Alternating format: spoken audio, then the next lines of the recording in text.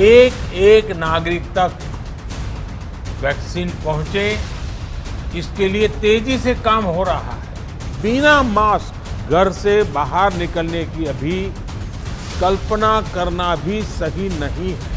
भारत ने एक विशेष सॉफ्टवेयर भी बनाया है, कोविन। राज्यों के बीच तालमेल बना रहना ज्यादा जरूरी है। आपके सुझावों को गंभीरता से लिया जाएगा और योजना में वो भी बहुत पूरक होंगे। वैक्सीन की कीमत को लेकर फैसला जन स्वास्थ्य को सर्वोच्च प्राथमिकता देते हुए किया जाएगा।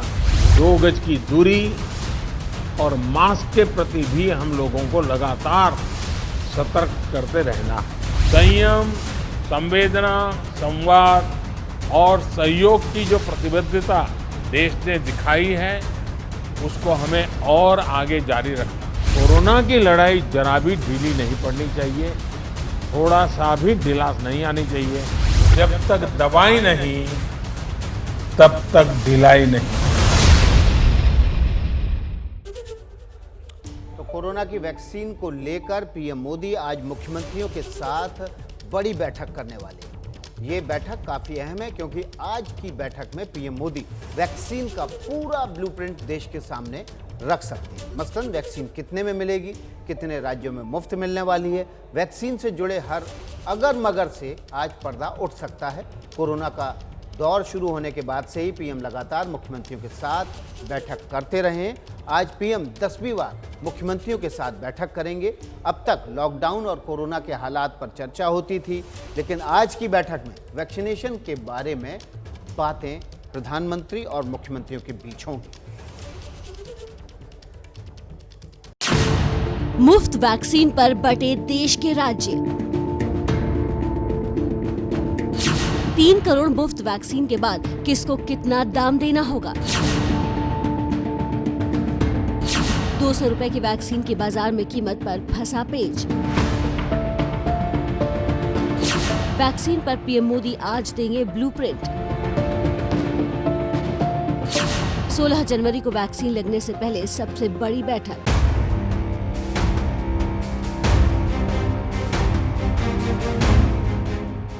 सिर्फ 5 दिन बाद कोरोना वैक्सीन का टीकाकरण देश में शुरू हो जाएगा।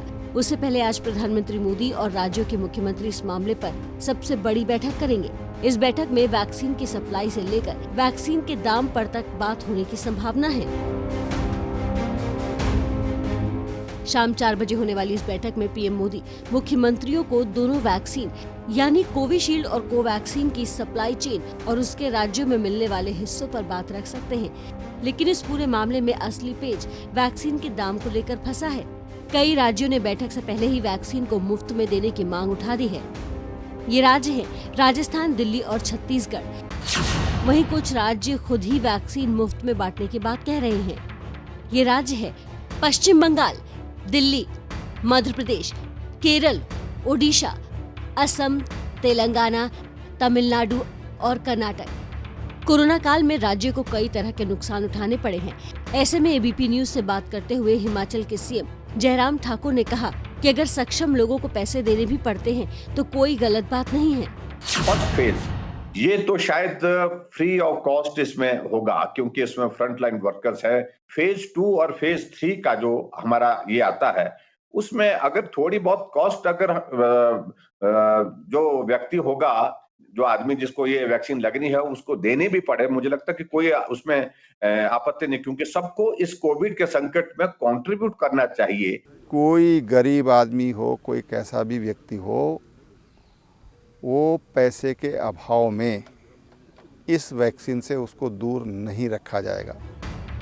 पश्चिम बंगाल की ममता सरकार ने राज्य में सबको मुफ्त वैक्सीन का ऐलान किया है। टीएमसी का कहना है कि ममता बनर्जी ने बजट को ध्यान में रखकर ही कोई घोषणा की है।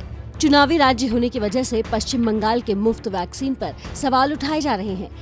दीदी जब काम करता है सब बजट के करके ही करता है और जो करता है जो साची बोलता है, तो इसलिए विरोधी लोग क्या बोल रहा है उसको कोई फायदा नहीं है। उसको पॉलिटिकल बात वो बात बंगाल का मनुष्य नहीं समझता। सबसे पहले मुफ्त वैक्सीन का वादा बिहार में एनडीए ने किया था। बिहार में एनडीए की सरकार बन भी गई। एबीपी न्यूज से बात करते हुए बिहार के स्वास्थ्य मंत्री मंगल पांडे का कहना है कि मुफ्त वैक्सीन का वादा पूरा करने के लिए तैयार हैं। अभी जो कोरोना का टीका देना है, ये हमारी सरकार का कमिटमेंट है कि हम फ्री वैक्सीनेशन करेंगे, हम टीका मुफ्त में लोगों को देंगे। तो केंद्र से मुफ्त में मिले या नहीं तो पैसे से भी मिलेगा तो फिर राज्य की सरकार उसको आगे के दिनों में लगाएगी, लेकिन हम राज्य की जनता को मुफ्त में टीका देंगे। बिहार में कोरोना वैक्सीन पर चुनावी वादा करके नई आई नीतीश सरकार और बंगाल में चुनाव से पहले वादा कर चुकी ममता सरकार का सियासी समीकरण समझना मुश्किल नहीं है। लेकिन जिन राज्यों में चुनाव नहीं है, वहां सरकारें केंद्र सरकार को वैक्सीन का पैसा देने के लिए कह रही हैं। ऐसे में हमें वैक्सीन और राज्यों के पैसे का गणित भी समझना होगा। दिल्ली में टीके लायक आबादी 1,48,00,000 है। मुफ्त वैक्सीन 592 करोड़ रुपए की होगी, जो कि स्वास्थ्य बजट का सिर्फ 8% है। पश्चिम बंगाल में टीके लायक आबादी 7 करोड़, जिनके मुफ्त वैक्सीन पर 2,800 करोड़ खर्च होंगे, जो कि स्वास्थ्य बजट का 25% है। बिहार में टीके लायक आबादी 7 करोड़ 29 लाख है, जिनके मुफ्त वैक्सीन पर 2,916 करोड़ खर्च होगा, जो स्वास्थ्य बजट का 28% है। अगर केंद्र पूरे देश में मुफ्त वैक्सीन देती है तो उसका हिसाब किताब भी देख लीजिए। देश में वैक्सीन लायक आबादी 91 करोड़ 5 लाख, मुफ्त वैक्सीन पर खर्च 36,420 करोड़ आएगा, जो कि पूरे देश के स्वास्थ्य बजट का 54% है। यानी पहले से ही मंदी चल रही अर्थव्यवस्था में पूरे देश में मुफ्त वैक्सीन की गुंजाइश कम ही लगती है। लेकिन अभी ये साफ नहीं है कि 3 करोड़ फ्रंटलाइन वर्कर्स को मुफ्त वैक्सीन में हर राज्य को कितना हिस्सा मिलेगा। उसके लिए उसे क्या कीमत चुकानी होगी, अगर हाँ तो कितनी, और 3 करोड़ टीकों के बाद आने वाले टीकों के लिए क्या दाम होगा। क्या उसे बाजार नियंत्रित करेगा या फिर उन टीकों को सरकारी राशनिंग के जरिए बांटा जाएगा, या फिर सरकार खुद टीकों को खरीदकर कम दामों में जनता को ये टीके मुहैया कराएगी। उम्मीद लगाई जा रही है कि आज की बैठक के बाद इन सारे सवालों के जवाब मिल सकेंगे।